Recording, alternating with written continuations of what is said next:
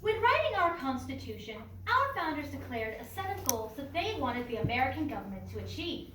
One of these was to ensure domestic tranquility. The website Legal Blaze defines domestic tranquility as a lack of civil unrest or public disorder, and goes on to state its benefits, saying, quote, "First, domestic tranquility creates a stable and peaceful environment in which people can pursue happiness and other goals. Second, it allows the federal government to focus on other important tasks, such as protecting the country from foreign invaders. Finally, it helps to establish lack of public disorder." Now, our founders ensured that domestic tranquility would be present in our nation by listing our inherent freedoms in the Constitution. The freedom to worship as you wish, say what you want, and prevent soldiers from invading your homes, along with many others, have laid the groundwork for a blissful America. Nowadays, America has developed a beauty beyond its constitutional freedoms. What with the Great Lakes, the Grand Canyon, the NBA, the NFL, 2,959 Olympic medals, and 1,000,001 more reasons to feel at peace with your identity as an American. However, none of America's modern-day freedoms and beauties would have been achieved without our inherent freedoms. And though these are self-evident, that doesn't mean that they come naturally. We have fought for years to ensure that domestic tranquility stays strong in our nation. This war is fought for overseas and on the federal level. But as with all other wars, we mustn't forget about the fight on the home front. On the website of the United States Citizenship and Immigration Services, there's a bolded heading that reads Responsibilities. New and old American citizens alike are expected to fulfill these responsibilities in order to uphold our domestic tranquility and the rights that uphold it. Most of these are patriotic services, like vote around Election Day, or legal obligations, like make sure to pay your taxes on time.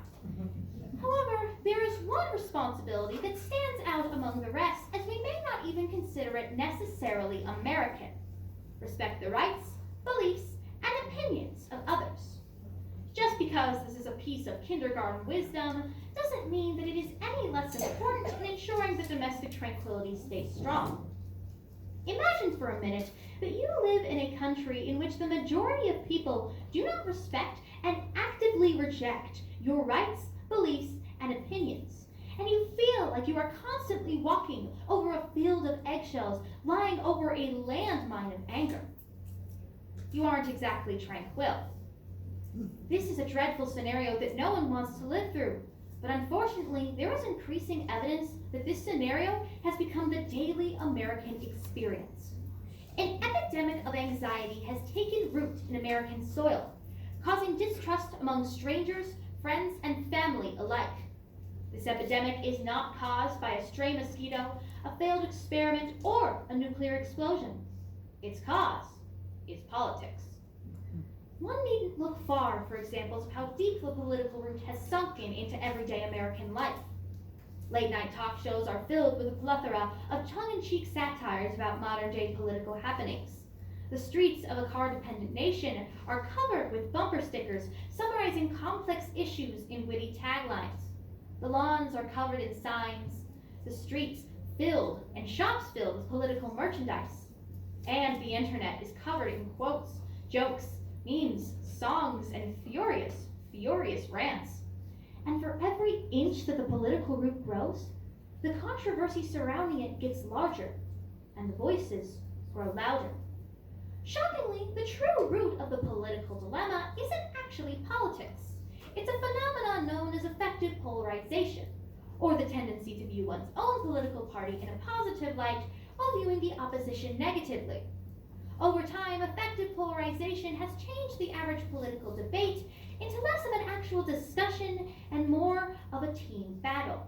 Paul Taylor from Pew Research puts our struggle in an excellent light, stating, quote, "Nowadays, Democrats and Republicans no longer stop at disagreeing with each other's ideas. Many in each party now deny the other's facts, disapprove of each other's lifestyles, avoid each other's neighborhoods, impugn each other's motives, doubt each other's patriotism, can't stomach each other's news sources, and bring different value systems to such core social institutions as religion, marriage, and parenthood. It's as if they belong not to rival parties, but to alien tribes. Unquote.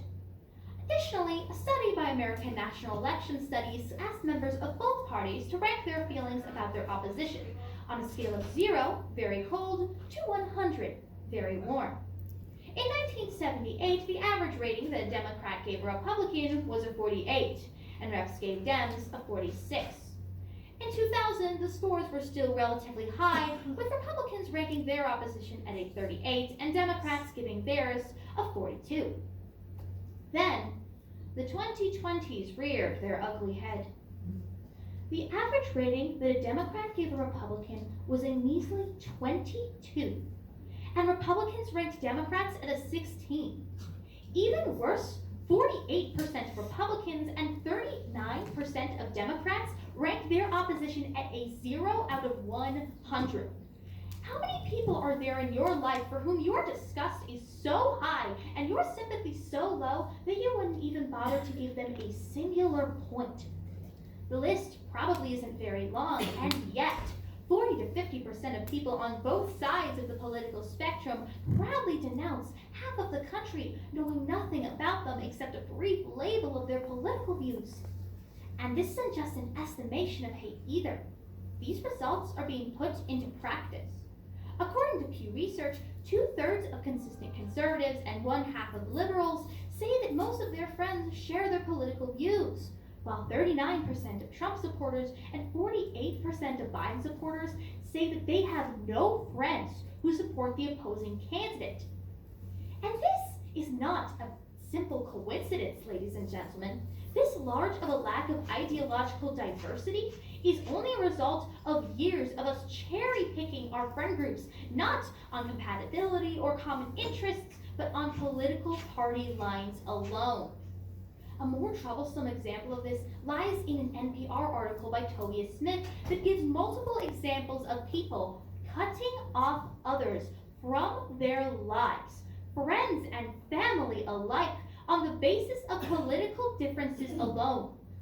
One person reported ending a friendship of 20 years with the words, "Dude, I'm done. Lose my number." Because we are less likely to associate or even interact with those of the opposing party, we have become less tolerant of opposing viewpoints and differing perspectives. The result of that? More radicalization. According to Pew Research, over 90% of people on both sides of the political spectrum say that they lean farther into their respective zones than the most moderate member of the opposing party. And if we're struggling to find common ground in our daily lives, then how on earth can we expect it in the legislative branch, which is directly elected by and therefore representative of the people? Ladies and gentlemen, we live in a country in which our Congress moves at a snail's pace until 1/2 of the country holds the majority, in which they pass a plethora of legislation that half of it despises, which causes more alienation across the parties, and yet these people keep getting elected because they realize that the only way to pander to a decentralizing populace is to decentralize themselves. All in all, we are in a dark period of American history. A period of rampant politicization, increasing radicalization, and unfathomable hatred across party lines. A period where patriotism and community is replaced by doubt and suspicion. And for many young Americans like me, this is the only America that we can remember. And it is very hard to take pride in a country that struggles to take pride in itself. But I refuse to stop believing in a united America. And I believe that effective polarization can be demolished, not by a strong president or by a strong Congress, but by a strong people. A people, ladies and gentlemen, that says that they might not agree with what you have to say, but they will fight for your right to say it and for what you say to be respected.